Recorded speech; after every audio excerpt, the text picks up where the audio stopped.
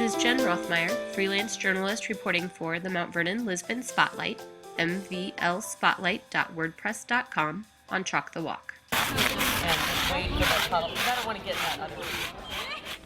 Chalk the Walk is an annual sidewalk and street chalking festival in Mount Vernon, Iowa, held the first weekend of May. The City of Mount Vernon Parks and Recreation Department, Mount Vernon Area Arts Council, and the Mount Vernon Lisbon Community Development Group manage Chalk the Walk.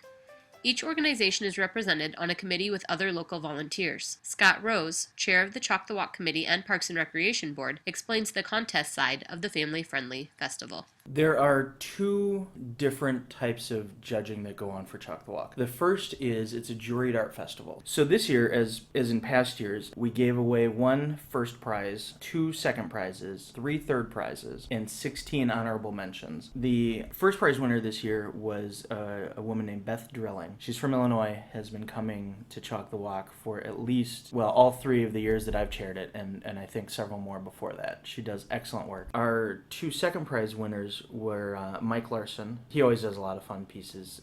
They always involve odd-looking little animals and alien kind of creatures, and I think this year he had Santa Claus in his. And then we had our other second prize winners were Mariah Davidson and Alexander Johnson, and they worked on a piece together. Our 3 third prize winners were Mary Campbell. She did the Les Mis poster of, I think it's Eponine with her hair flowing back. And then Andy and Parker Witham also won third prize, and then Nina. The other portion of judging that I mentioned is done by ballot, and there are 2 awards that we give away via ballot. The first is the artist's choice, and the second is the people's choice. One of the fun things that happened this year was that Nina won one of the third prize awards, but then also won both the people's and the artist's choice.